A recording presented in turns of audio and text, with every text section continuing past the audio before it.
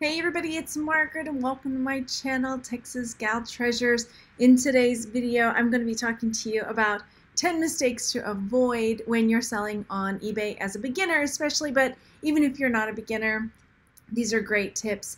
These are going to be 10 things that I made mistakes doing when I first started, and so I thought I would share those with you to hopefully make it a little bit easier for you guys as you go along. So let me know as we are going that things look okay and sound okay. I'm in the schoolroom because it's super hot in my workroom. So yeah, I am live, but I'm going to try to save the comments and questions till the end to make it a little bit more streamlined. So if you have questions, then definitely pop them in the chat, and I will say hey at the end so I can get the bulk of the stuff up front and not get distracted, because I do get distracted. But again, welcome if you're new. I'm so glad you're here, and let's dive in. I'm trying a new way of going live, so I don't know if it started going live and you caught me like drinking my water, or I'll have to go back and see. Who knows? But now I am drinking my water. Okay. So when I first started, let's see, I probably started, what year is this? What year is this?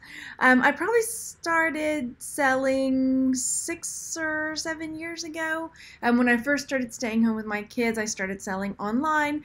I would pick things up at garage sales mostly at the time. Garage sales, estate sales, thrift stores that I would flip on eBay and Etsy. And so a lot of the stuff I'm going to show you as my examples are on Etsy, because eBay doesn't save the sold items for as far back as Etsy does. Etsy saves everything, so I can show you all my glorious mistakes. Okay, so number one of the first things that I did as a new seller, let me flip it over so you can see. One of the first things that I did as a new seller that was a big mistake that I hope that you don't do too, is to downplay flaws on your items. So for example, I've got this. There are so many things wrong. And again, I know I'm showing you Etsy listings, but this sold like a million years ago. Let's see if it'll say, if I flip it over, it'll say like this item sold in, no, it didn't, it doesn't say. Anyway, it sold a long time ago. So as you can see, the description over here, all I put was these chatty little bluebirds have a lot to say. Just imagine the chirpy conversations they must have together. And I put the measurements, which is good, but I didn't say anything about their condition. And that was, I mean, the person ended up being happy with them, but I did have other things where they were not so happy. But I mean, there's tons of things here that I could have put, you know, that they obviously look like they need a good cleaning. And there were some flaws on the back. You know, there's some scuff marks, some areas where the paint maybe isn't as bright or it's kind of rubbed off. None of that was put in the description. Here's some sort of like white, I don't know, that doesn't belong there. So making sure that you under promise and over deliver. So now when I list my items, I put in every flaw that I see, and that way when they get it, they know that they're, you know, what they're getting, and it's usually better. They're pleasantly surprised. They're like, okay, I was kind of worried that maybe it was messed up or something. I don't know. Anyway, so definitely list all the flaws that you see. Don't, just because you're, I know when you first start, you're like so desperate to get rolling and get those first sales, but it is not worth the headache when you have an unhappy buyer, especially as a beginner, you know. Okay. So, and again, I know I'm showing Etsy listings, but it's only because these are old listings, and Etsy shows, because I cross-post, Etsy shows things that I've sold on Etsy and things I deactivated because they sold on eBay, so I can see both sides. So it works for me. I like that. Okay, so that's number one. And as we're going, throw out in the chat what are some of your tips for worst mistakes that either new eBay sellers or any eBay anytime sellers make, because we're all learning from each other, and we don't want to get caught in those oops moments. Pardon me. Okay, number two, this was a biggie for me, especially when I first started, and I need to make more videos about this, was shipping. I was horrible. That was the biggest learning curve for me was learning how to figure out how to ship these things. Even when I talked to the guy at the post office, like, I didn't understand that first class mail. I didn't know what it was. I thought first class was like the best because it's first class, right? So I remember having a conversation with the guy at the post office, who, by the way, looked like Jeff Goldblum, as an aside, about how the postage, why is but priority? Wait. So anyway, I didn't know. So let me encourage you to, so now if I'm not sure, especially because I am getting into selling some bigger things, bulkier things, now I still go to USPS.com, and there's a tool here where you can calculate a price. So you come over here.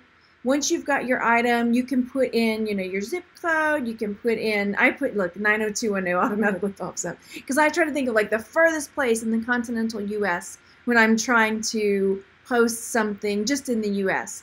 So I put in 90210 because I can remember that one. And then I can, you can put in whatever country you want to put it in, or et cetera, et cetera. Sorry, y'all. And then you can come down and select the package. You can enter in the weight, the dimensions, so you get a really good idea for what your item is going to ship for. Now, one thing I ended up started doing because I was so nervous about it is that sometimes I would tack on a buck or two extra because I frequently would get it wrong still. And then I just put a note in my listing, like, if I'm over by more than $2 on shipping, I'll refund it back to you. So that way I felt more confident. And there were plenty of times that I had to refund. I refunded back because I was off a little bit on the shipping, or a lot of it, because I was still figuring it out and I wanted to be fair, So I did create a lot of shipping videos when I first started making YouTube videos, and I think I need to bring that back. I made a couple for smalls, but as I'm starting to ship bigger things, I think I'm going to start doing those as well, because I think that's one of the areas that a lot of, especially beginners, but shoot, I made a mistake the other day and ate it on shipping. It was only a buck or two, but dang, it was like, really, Margaret? Still? Yes, still. So I was sure something was going to fit in a padded flat rate, and I was like, I got this. When I listed it, oh yeah, I'm sure it'll be $7 or $8, padded flat rate, no problem. No, it was too big for that. So, all right, I'm seeing in the chat some questions, and I'm also seeing some tips for people. So I'm going to come back to those in just a minute. Okay, so, okay, my 2 and my 3 were both similar. Oh, do I have this one up here? Where did it go? The next one also has to do with shipping, but not so much the shipping prices, but actually packaging things, shipping. So I did a terrible job packaging this item, and I was so lucky it made it there because I didn't use enough bubble wrap. I used more like the paper, like the newsprint, the blank newsprint paper. So let me encourage you, and I just got something the other day for my kids, and I was just like, oh, I think I talked about it. It was a walkie-talkie that we were trying to replace a walkie-talkie. Anyway, it came from eBay, and the seller had wrapped it in like a grocery sack, a plastic grocery bag, and then had like newspaper all around it. Well, yes, that makes it there, safely, and it didn't break. So I didn't give a bad review or anything, but I was just like, really? Newspaper in an old grocery bag? Like, take the time. And I get, especially, when you're first starting out, like, it's expensive, or it can be, to like get started. But I have started picking up shipping supplies, at garage sales. I get tissue paper. It's worth that little bit extra, and it's a business expense, than sending out something in trash. You know what I mean? Food packaging boxes, don't do it. Just don't. You can get shipping supplies for not too expensive, and it's totally worth it. So this is an item. I don't have an image of the shipping, thank goodness, because it was bad, and I think the box was too big too. It was nuts. So yeah, Carl says, when I started using grocery bag, and that's the thing. We all do stuff when we first start, and we look back and we're like grown, but it's a learning curve. Everybody starts somewhere, right? Okay. So, and that's why I use my own listings and stuff as don't do what I just, sorry, my dress is coming apart there. Yeah, because just to show, like, we all started somewhere, right? Okay, so here we go. That's the third thing. I'm going to come back to the chat because you know me. Okay, next. The next thing is, and this one makes me sick. It makes me so sick. I'm trying to find the right one. Where did they go? Oh, this was another example of my horrible description. How unique is that? Like, I don't have like just like condition issues of this thing. We'll come back to this one too in a minute. Okay, the next thing, as I'm flipping through and trying to find it, there it is. Okay,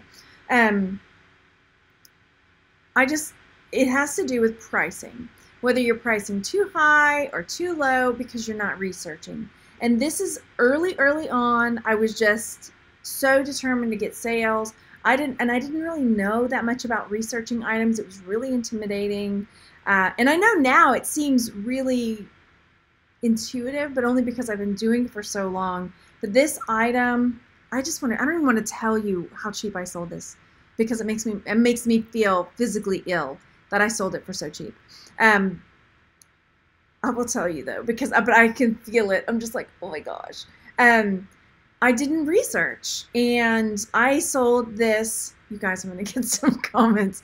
I sold this for $15, which now, and it sold like lickety split. And I was like, wow, what a great sale so fast. But this is one of my super early listings from when I first started. I think I was probably still teaching school at the time. And I can't believe how cheap I sold this thing.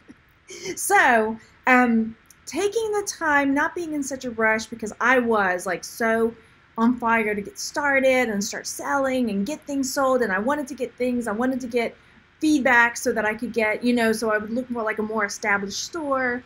And yeah, I sold this way too cheap. Oh, I said it. Okay, it's good.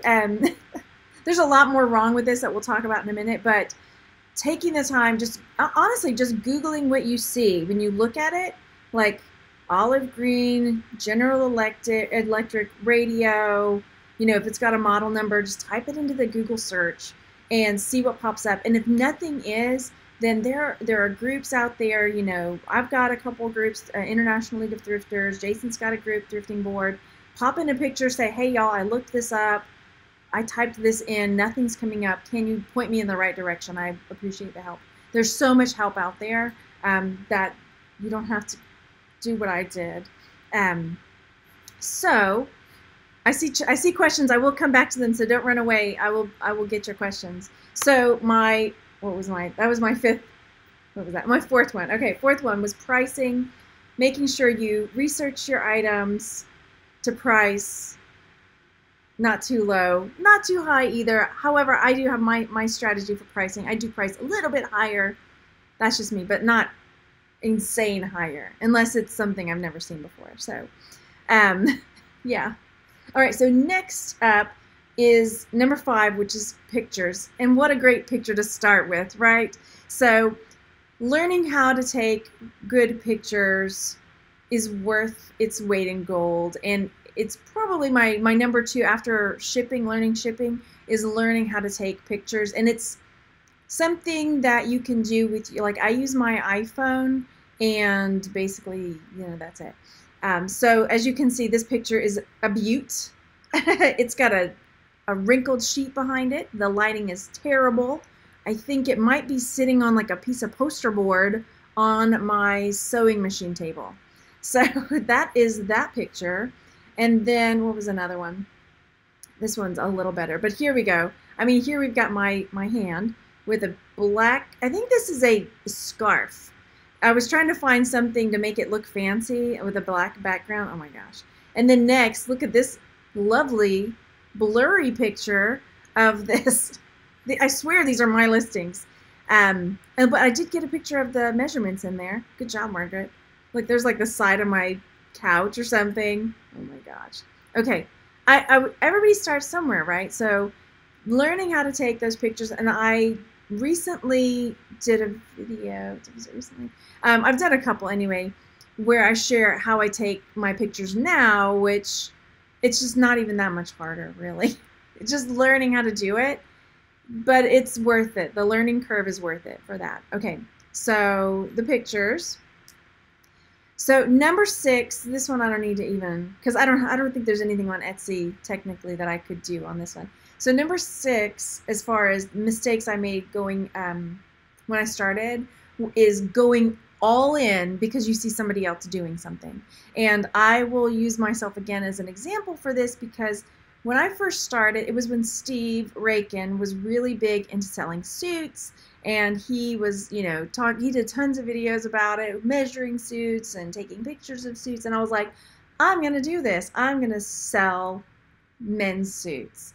And I went to the thrift store and I started looking up suits. I mean, I looked them up before I bought them, but I mean, oh my gosh. And then I got them home. I probably came home, I don't know how many I bought. And I realized fairly quickly that I hate selling suits. And I didn't like measuring them and photographing them and shipping them. I didn't like any of it. But then here I am with all these suits that I bought, right? Oh my gosh. So start slow. Maybe find out what you like selling first. I mean, it's cool because you can change things up pretty quickly. You know, it's nice that like, oh, okay, if I really need to ramp things up, because I don't really sell clothing. Not that there's anything wrong with that, but I don't enjoy it. But if I needed to, like, oh, I need to start getting things flipping faster, I know, okay, there's plenty of information out there for me to learn selling clothing. So I could go do that. So, okay, that's that. So being careful about going all in is another thing. Okay, number 7 has to do with time management. And I don't have a pretty picture to share with you on this one. But the 7th thing is time management. I'm bad about this, where I will go all in and I am listing, photographing, and then for a month I won't do anything, you know? So trying to come up with, and this is just a personal thing, it's like trying to come up with a way where I can try to be consistent, where I'm consistently listing, even if it's just a few items a day, or, you know, trying to find a good rhythm and a good schedule to make it, especially if you're doing it full-time, even part-time, you know. But then on the opposite side of that coin is not comparing yourself to others, because you start feeling bad, like, wow, you know, Debbie can list like 25 things a day, and I can only list 5 things a day. What's the matter with me? You know, so not beating yourself up because, you know, Debbie is a superstar lister. You don't know what's going on at home, right? Because I homeschool my kids. I'm home with them all day long. You're lucky that you see me now.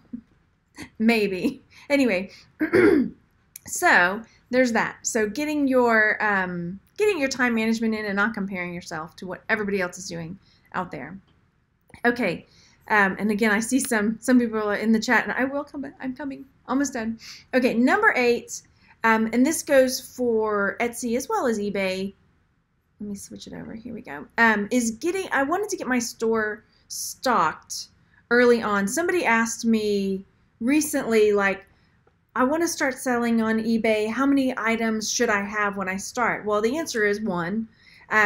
But if you're selling on eBay and Etsy, it might be useful. I mean, you got to start somewhere. So start with that 1, but start building it, you know, because people are going to come and look in your store. And if they see that you've got 4 items listed, they might hesitate, unless you've got something they really want. They might hesitate because they want to buy from a more established seller. So if you can, you know, try to get like at least, you know, 12 items up there. But of course, you know, if you've only got 1 in the moment, then get that 1 up, and when you get the next one, get the next one up. You know, just list as you go. But it is I don't know if it's a mental thing or just, you know, consumerism. They want to see like a person that they can buy from that is reputable. So if you go to a store, I mean, I would probably think the same thing if I went to buy something and saw, oh, they've only got like 3 things in their store. Am I going to get my item? Am I, you know, do they have reviews? Let me go check that out. I mean, it may not sway me too far, but it's something to think about. So try to get your shop, get a few things in there. But if you, like I say, if you only have 1 or 2, just start listing them and get them up as you can, right? Okay. I want to talk to you guys in the chat. I'm coming. Okay, so number 9 has to do with customer service. And you're going to come up against, it's going to happen. You're going to come up against unhappy buyers. You're going to come up against people that are trying to, I mean, people throw the word scam out there like scam, they're scamming me. But there are going to be people that are trying to get like partial refunds or say the item's not working or broke. I mean, do the best you can to cover yourself in your listings and your photographs and all that. But just try not to take it personally, because if you start getting your blood pressure up and you start responding to people, just take a step back, take a breather. And if you need, like, hey, I need help responding to this person, then, you know, there are groups that you can go to, like online Facebook groups. You know, don't share the seller's name or anything. Just say, hey, you know, I'm in this situation. I'm a new seller. I could really use your advice. How would you respond to this person? And then go from there. I know there are people that'll say block them, but I'm not a blocker generally, because they can just start a, you know, get a new account and boom, they're back, right? So try not to take it personally. Try to take a breath before you respond, and think about, especially with eBay, because they do look at the communication between you and the other person. So try to make sure that you're keep your cool, man. Put on your professional pants. If you have pants, then put those on too. Anyway, so there's that. And then number 10 is a mistake that I didn't realize early on was knowing that there are resources out there. So when I first started, honestly, I didn't even know, this is gonna sound so dumb. Like, I really questioned what I was doing. Like, is this legal? Am I allowed to, like, pick things up at garage sales and turn around and sell them? Like, I really, honest to goodness, did not know that there was a whole thing out there like this, that people were doing this for a living, that there were people that were, I didn't know about the YouTube page groups. I mean, not YouTube. I didn't know about YouTube sellers. I didn't know about any Facebook groups. I was just kind of doing it and then just feeling like this moral dilemma. And when people would ask me, what do you do? And I would try to tell them, like, well, I sell things and I sell. I don't know. It just made me feel like I was doing something wrong. But as I started learning a little bit more, I started finding other sellers on YouTube, finding the groups on Facebook, and realizing, oh, not only are there lots of people doing this, and it's totally fine to do. Yeah, there's so many resources out there. So I could have been looking those items up better. There was so much to learn. To do it better, but you know, better late than never, right? Okay, so those are my top 10 mistakes for new eBay sellers, for myself in particular. And I'm going to jump into the chat now, say hey, and see what kind of questions and comments we have going on. And go down there and hit the thumbs up. So if you're done and you're like, I don't want to hear what they have to say, then thanks for coming, and leave a comment and let me know what your top mistake was, or a mistake you would not like to see other people make. Okay, so hi everybody, thanks for coming. I am looking in the chat for questions. Hello, hello. Carl says, I'm a lot fussier now. Yeah. Raham says, can I reactivate my Etsy account after suspension? It's super hard. You know, you got to follow their rules. They're like, because that's on a platform, that's their reputation. You know what I mean? So if you mess around, then people will have a bad feeling about Etsy, and they don't want that, or eBay either. So hey Debbie, thanks for moderating in the chat. Let's see, people who complain about high returns seem to try and avoid being 100. Yeah, Carl was talking about people who complain about high returns seem to try to avoid by being 110% honest. Yeah. Okay, so Debbie says that things that were big mistakes were bad photos, dark, blurry. Those are some of mine too. VJ Honeycutt says taking good pictures is a big mistake for sure.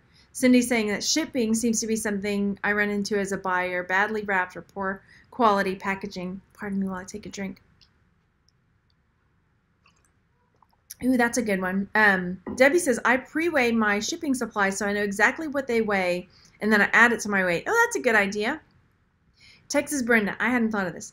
she says her biggest mistake was not being picky enough when I bought stuff to sell. And I totally get that. There were things early on that I bought that I thought, oh, this is kind of cool. It's one of those things. Have you ever gone thrifting with somebody who knows what you do, but they don't do it? And they like bring stuff to you at the thrift store or the garage sale, and they're like, hey, what do you think about this? How much do you think you could sell this for? Is this a good thing? And you don't want to break their heart and be like, no. You know what I mean? I'm talking to you, Elaine. Okay, we're thrifting. She's like, look at this cool thing. Buzz, buzz, buzz. This would sell for a lot, right? No. Or my kids, they'll bring me stuff. So yeah, just trying to figure out like, what can I spend? How much can I spend? No, that's another thing too, like knowing how much you can spend on your items so that you're making a profit. Because it'd be easy just to keep spending and spending. That's the fun part, right? Buying the stuff. Let's see. Carl says, I never refund shipping costs. They know how they are paying in total. Yeah, totally. Sometimes you gain, sometimes you lose. I did that early on. I don't make as much of an error anymore, so I don't really have that in there. I think I have it for my international buyers on Etsy because that's tricky for me. But where was I? What was I saying? Yeah, they do, but I felt more, I don't know, it made me feel better that I could use a little wiggly. Let's see. Yeah, bubble wrap, yeah, newsprint is more efficient. Let's see. Carrie says, the last thing I ordered was in a food box and took forever to unwrap all the grabbed out of trash things. Oh, they had like stuff trashed in the, oh gosh. You gotta start taking pictures of those. We need to like hashtag bad packaging without calling out the person because, oh my gosh. Yeah. Let's see. Okay, Mega Giant says, I have a question. How do you come up with a good description when selling on eBay? So what I do, like I used to write these cutesy, like the little birds chirping nonsense that I don't do anymore. Now I do this both on eBay and Etsy. I have a kind of a template. It's not anything that's like a template I've picked up from anywhere. Here, I'll show you. So basically, the first thing I do, this is it over here. I copy and paste the title. That's like the first thing I put in there. So there's my title. And then on my description, I'll, describe it a little bit. Then I put my condition, my measurements, and then I have a spot for brand, unbranded, and then I have my inventory note. So that really helped me when I started doing that because it helped me focus on like, what do I need to add to my listing? What do I need to put? So now I know, sometimes I even skip the description. I just put the title, the measurements, the condition, and then the brand. And that's pretty much it. So once I started doing that, it really, like I said, because before I was trying to, here it is over here. I'm showing you a bunch of different ones. You don't need to really see them all, but yeah, it made it a lot easier and more streamlined for me to get my listings done when I started doing that. Some people put more into their descriptions and stuff, but I'm like, yeah, the title. Now that I write bigger titles, it usually takes care of all of that. So let's see. Carl says, people worry way too much about feedback numbers. It's the percentage happy that people look at when buying. Yeah, okay, that's fair. When I first started, I don't know. I like to, I'm not going to lie. Maybe it's, it's the kids in school that you're like, are you a straight A student or are you if I'm understanding you right, are you happy being a B student? You know what I mean? Everybody's got that. Like, what's my mother going to say? I've got to bring my grades home to my grandmother. I like to have my 5 stars. I like to have my 100% good feedback. It may just be like a school thing. I don't know, whatever. But if you've got what they want, they're going to buy it, right?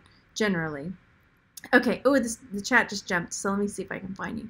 Okay, Dan says, Bola, Garage Flip buys snow globes at yard sales for $1/4 to $5 and sells them for a lot more. He just sold one for $100 plus shipping. Oh, I'll have to go look at that. That's nice. Yeah. I wonder if did you hear about this recently? Speaking of snow globes, this is maybe why they're selling for so much. There was like a big bust that it was on the ports that all these snow globes were coming in, and they weren't filled with water. They were filled with drugs or something. It was filled with liquid. I don't know if it was heroin or it was something. So like all of these like pallets and pallets of snow globes were really filled with drugs and not the liquid in the snow. So it makes you wonder. So now that I think he's selling drugs, but yeah, that's what made me think of that. Okay. Carl says, another big mistake I made was buying large items that are a pain to test and ship. Yeah, he says, now I want over $200 for those items. That's true. Yeah. I don't buy the big stuff anymore. I know there's lots of people that do, and they do really well with shipping big things. I think almost I would need a teammate. You know what I mean? Like I'm thinking of Jason T. Smith's mom and dad. They sell, and you know, he's the packaging master, you know, and packages up skis and stuff like that. Like I know there's money in that, but I'm like intimidated. So yeah, for sure. I need something. Okay. So Carl says, yeah, anything with the Twin Towers, 3D, yeah, from New York City, yeah. Yeah, Carl says, someone wanted to cancel a purchase. They found it cheaper elsewhere. I canceled it without any thought. It's just business. I actually have an order I need to cancel. Somebody sent me a best offer. I accepted it, sent an invoice, never paid. 2 days later, sent another invoice, never paid. And then they messaged me and was like, oh, oops, I meant to tell you, I don't want to get this after all. I need to cancel this order. So I was like, oh, okay, I need to cancel that. I haven't done it yet. I need to cancel it. So yeah, that's okay. I mean, I've had people return stuff, no big deal, like that turquoise bracelet just the other day.